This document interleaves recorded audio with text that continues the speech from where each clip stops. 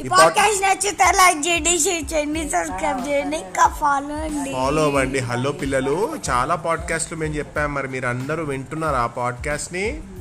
వినకపోతే మళ్ళీ పాడ్కాస్ట్ అంతా కూడా వినండి, ఎందుకంటే ఇందులో మంచి మంచి కథలు చెప్తున్నాము. కథలన్నీ కూడా మీకు చాలా ఫన్గా ఉంటాయి. మరి ఈరోజు చెప్పుకునే కథ పేరేంటంటే, అందరూ మెచ్చినటువంటి ఒక డ్యాన్స్ చేసేటువంటి ఒక యానిమల్. ఎవరు ఆ డ్యాన్స్ చేసేటువంటి యానిమల్ అనేది ఈ కథ ద్వారా తెలుసుకుందాం. ఒక అందమైన అడవిలో కిరీటి అనే ఒక కోతి ఉండేది. దానికి నాట్యం అంటే ఎంతో ఇష్టం.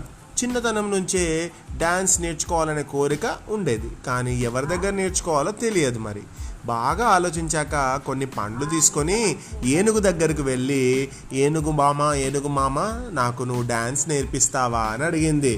ఓ, అందులో ఏముంది, డ్యాన్సే కదా, నేర్చుకో అంది ఏనుగు.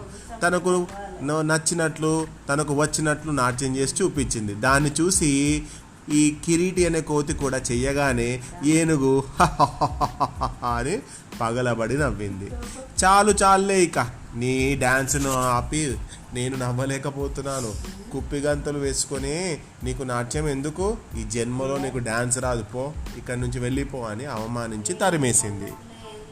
ఇక బాధపడుతూ అక్కడి నుంచి వెళ్ళిపోయింది కోతి.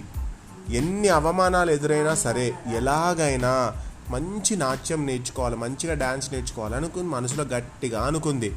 ఒంటె, ఎలుగుబంటి, మిగతా జంతువులన్నిటి దగ్గరికి వెళ్ళింది. తనకు డ్యాన్స్ నేర్పియమని అన్ని జంతువులను అడిగింది. అవి కూడా ఏనుగు మాదిరిగానే ఎంతో అవమానం చేసి పంపించేయడంతో ఎంతో బాధపడిపోయింది ఆ కోతి. అయినా తనలోని ఆశను మాత్రం వదులుకోలేకపోయింది. ఇక ఈ అడవి మొత్తంలో నాకు డ్యాన్స్ నేర్పే వాళ్ళే లేరా అనుకుంటూ చాలా కుమిలిపోయింది. అన్నం తినడం మానేసింది, నిద్రపోవడం మానేసింది, ఇక దిగులు పడుతూనే ఉంది. అంతలో ఒక మైనా అనే పక్షి అక్కడికి వచ్చి కోతిని చూసి, ఏమిటి మిత్రమా, చాలా బెంగగా ఉన్నావేంటి, ఒంట్లో బాగాలేదా అని అడిగింది. ఏమీ లేదు మైనా, నాకు ఎప్పటి నుంచో ఒక కోరిక ఉంది, కానీ అది తీరే దారి కనిపించడం లేదు, దాని గురించే ఆలోచిస్తున్నాను అంది ఆ కోతి. ఆ కోరికేంటో చెబితే చేతనైతే నేను నీకు సహకరిస్తాను కదా అని అడిగింది మైనా. నాకు డ్యాన్స్ అంటే చాలా ఇష్టం, నేర్చుకోవాలని ఎంతో ఆశగా ఉంది, కానీ అడవిలో నాకు డ్యాన్స్ నేర్పే గురువు కనిపించడం లేదు అని చెప్పింది. దానికి మైనా అంది, ఎందుకు లేదు, నాట్యంలో చాలా టాలెంట్ ఉన్న నా మిత్రుడు నెమలి ఉంది కదా, మరి నెమలిని అడిగావా నువ్వు? నాట్యంలో ప్రతిభ గల నా మిత్రుడు నెమలి ఎంతో సూపర్ డాన్సర్, ఇప్పుడే వెళ్ళి నేను నాట్యం నేర్పమని అడుగు, ఖచ్చితంగా ఒప్పుకుంటుంది అని భరోసానిచ్చింది మైనా. దానికి కోతి ఎంతో సంతోషంగా, అవునా, నిజంగానా అంటూ, థ్యాంక్స్ మైనా, నేను ఇప్పుడే వెళ్ళి నెమలిని అడుగుతాను నాకు డ్యాన్స్ నేర్పేయమని చెప్పి బయలుదేరింది. కొన్ని ధాన్యాలను మరి నెమలికి ధాన్యాలంటే ఇష్టం కదా, గింజలు తీసుకొని నెమలి దగ్గరికి వెళ్ళి జరిగిందంతా చెప్పింది. తనకు నాట్యం నేర్పమని ఎంతో వినయంగా అడిగింది కిరీటి. దానికి వెంటనే, ఆహా, నీకు నాట్యం అంటే ఎంత ఇష్టం, నీ ఇష్టాన్ని చూస్తుంటే నాకు చాలా సంతోషంగా ఉంది మిత్రమా, నీకు తప్పనిసరిగా నాకు వచ్చినటువంటి డ్యాన్స్ నీకు నేర్పిస్తాను అని అంది. కానీ నువ్వు కొంచెం కష్టపడాల్సి ఉంటుంది, ప్రతిరోజు మార్నింగే నువ్వు ఇక్కడికి వస్తే నీకు రకరకాల డ్యాన్స్ స్టెప్స్ నీతో నేను ప్రాక్టీస్ చేయిస్తాను అని చెప్పింది నెమలి. ఇక ఈ కోతి ఎంతో సంబరపడిపోయి, భలే నాకు నాట్యం నేర్పుతా అన్నావు, అబ్బా నువ్వు ఎంత మంచిదానివి, నీవు ఎలాంటి కష్టం పెట్టినా నేను భరిస్తాను, ఎన్ని రోజులైనా నేను ప్రాక్టీస్ చేస్తాను అని ఎంతో నమ్మకంగా చెప్పింది. అంతలోనే ఒక ముసలి నెమలి అక్కడికి వచ్చి, ఏంటి నువ్వు చేస్తున్న పని, మనకంటే నాట్యం అనేది మనం బై బర్త్ వచ్చింది, అటువంటి దాన్ని ఈ కుప్పి గంతులు వేసుకునే కోతికి నేర్పుతావా, అది సాధ్యమయ్యే పనేనా అని తక్కువ చేసి మాట్లాడింది.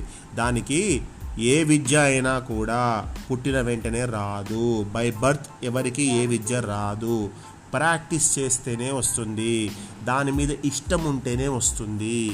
ఈ కోతికి డ్యాన్స్ అంటే ఇష్టం కాబట్టి దానికి నేను ఖచ్చితంగా నేర్పిస్తాను, పట్టుదలతో సాధన చేస్తే ఎవరైనా దేన్నైనా నేర్చుకోవచ్చు అని చెప్పింది నెమలి. ఆ మరుసటి రోజు చెప్పిన సమయానికంటే ముందే వచ్చిన కోతికి డ్యాన్స్ క్లాసెస్ స్టార్ట్ చేసింది నెమలి.